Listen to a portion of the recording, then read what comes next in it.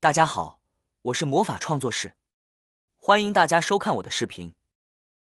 把桂皮放在火上烧一烧，解决了家家户户的大烦恼，真的是省钱又实用。一起跟着视频了解一下吧。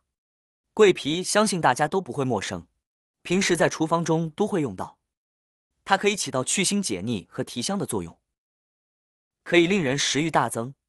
那到底桂皮是怎么来的呢？桂皮其实是天竺桂树的皮，采割的一般为成龄4、5年的桂皮树。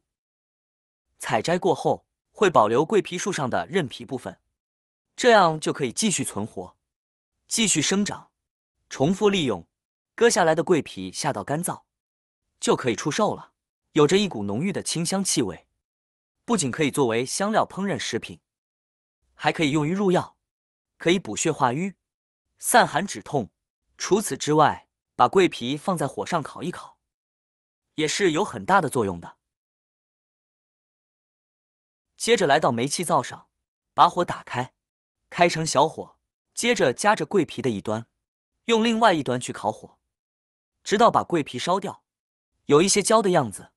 这时被烧制的桂皮上就会冒出一些小火苗，还能闻到一股浓郁的香味，就说明已经烧得差不多了。桂皮黝黑的，我们把桂皮移开，放在旁边稍微晾晾。不过在操作的过程中，大家一定要注意用火安全哦。用完火要及时关掉煤气，千万不要忘记了。等到桂皮没有火星子了，我们就可以把桂皮放在家里蟑螂经常出没的地方，比如墙角、柜子底下，比较嘈杂的地方。这样一旦家里的小虫子靠近墙角，就会扭头就跑，哪里有虫子我们就放在哪里。时间久了之后，家里面的小虫子就会消失不见了。像平时我们买杀虫剂，一年下来也是一笔不小的花销。而且平时我们用杀虫剂来杀虫，杀虫剂的气味就会比较大一些，如果长期被我们吸入，也有可能对我们会有不好的影响。所以平时我们只需要自己烧点桂皮，用来驱虫就可以了，方法健康又环保。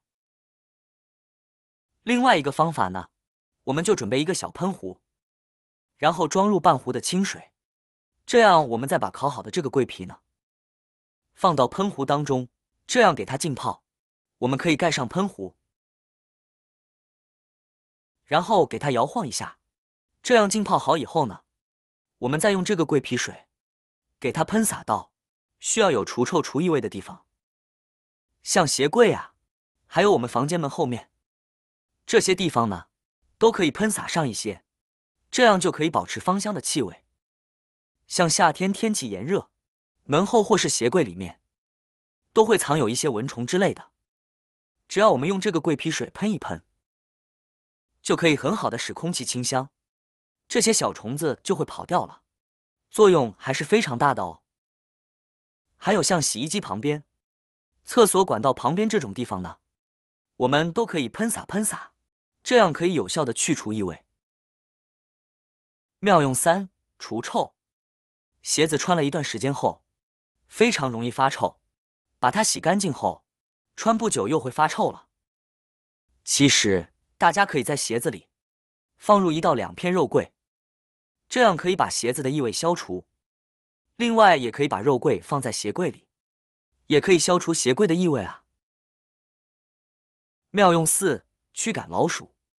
家里如果常常有老鼠出没，也可以用肉桂来驱赶它们。方法很简单，大家可以把肉桂打磨成粉，或者直接用肉桂粉倒入水中混合均匀，然后用喷雾瓶喷洒在老鼠出没的地方，或者用棉花球浸泡，然后放在有老鼠屎的地方，也就是老鼠的窝就可以了。老鼠闻到这股肉桂的味道，就会自然远离和离开。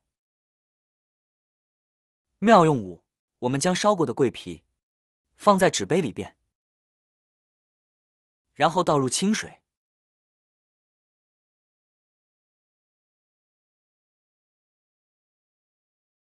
再把它放到卫生间里。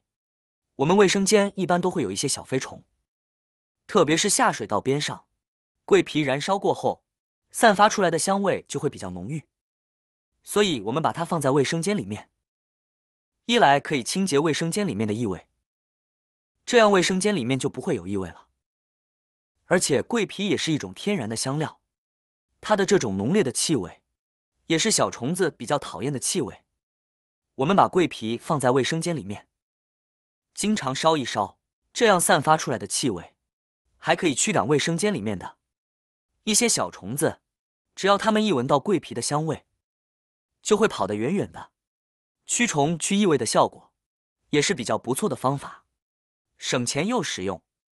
所以说，平时我们在卫生间里面放上一片桂皮，确实是相当好用。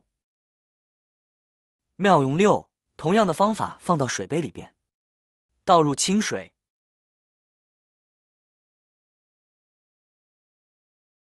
不同的是，现在需要用保鲜膜将其包裹起来，然后用牙签在顶部戳上几个小孔，稀稀疏疏的戳几个孔就可以，方便里面的味道慢慢的挥发出来，然后可以放到冰箱里面，用来清洁冰箱里面的异味。因为冰箱的空间比较小，所以用保鲜膜封住桂皮水，使它的气味隐隐约约的散发出来，一点就行。我们每天都会把买过来的新鲜食物放到冰箱里面保鲜，冰箱里面的食材比较多样化，那么就很容易会串味，产生一些异味。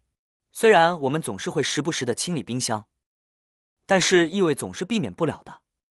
现在我们把这杯桂皮水放到冰箱里面，桂皮本身是非常香的，我们用清水来浸泡之后，桂皮里面的香味就会随之慢慢散发出来，这样就可以清洁冰箱里面的异味，效果也是非常的不错的。